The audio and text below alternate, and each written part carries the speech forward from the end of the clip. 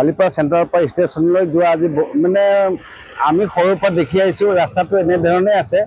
এতিয়া বৰ্তমান আমাৰ এইটো সময়ত বিশেষকৈ বাৰিষা সময়ত আমাৰ ল'ৰা ছোৱালীবিলাক আৰু বিশেষকৈ ট্ৰেইনৰ কাৰণে অহা যাত্ৰীবিলাকৰ কাৰণে বহুত অসুবিধা হৈ পৰিছে। আৰু বোকাৰ কাৰণে নেৰানেপেৰা বৰষুণৰ কাৰণে যিটো বোকা হৈছে, বোকাত মানে মানুহবিলাক অহা যোৱা কৰাত বহুত অসুবিধা হৈ পৰিছে। সেয়ে আমাৰ প্ৰহ্লাদ ডাঙৰীয়াই এইবিলাক চাই পেলাই মনৰ দুখতে মানে আজি এই ৰাস্তাটো অলপমান মেৰামতি কৰি দিছে। খুব ভাল লাগিছে। আমি তেখেতক বহুত ধন্যবাদ দিছোঁ। হয়, এইখন একচুয়ালি মোৰ ইয়াতে সৰু এখন ওয়ার্কশপও আছে আর তার আগেদি সদায় আমার ইয়াতে এখন কন্যা বিদ্যালয় আছে আর বর্তমানে রেলওয়ে স্টেশন আছে আর আমার জামুগুড়ি বাইপাস হওঁতে আজিকালি কেবল বালিপাড়ার চৌমুখী একটা রাস্তা হওয়ার কারণে ইয়ার পৰা যিবিলাক গাড়ী গৈছিলে সেই গাড়ীখিনি বাছখিনি আজিকালি ইয়াৰ পৰা যাতায়াত ব্যৱস্থা অচল হৈ গৈছে। এখতে কি হৈ আছে, তেজপুৰৰ পৰা বাইপাছত গৈ আছে।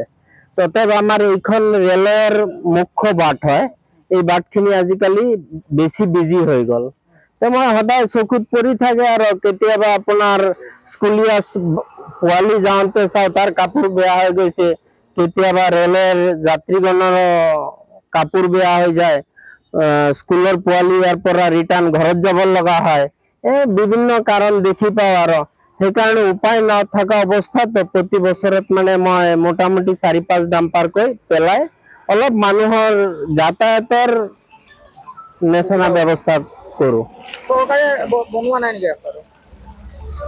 বৰ্তমানে তো আমি পঞ্চায়ত লেভেলৰ পৰা লৈ প্ৰধানমন্ত্ৰীলৈকে একেটাই পাৰ্টি পাইছোঁ, কিন্তু এইখন ৰাস্তাৰ কাৰণে ময়ো কেইজনমান জনপ্ৰতিনিধিৰ লগত কথা পাতিছোঁ, কিন্তু ইয়াত সমস্যা এটা পাইছোঁ যে এইটো কেতিয়াবা কয় ৰেলৰ ৰাস্তা, কেতিয়াবা কয় PWDৰ ৰাস্তা।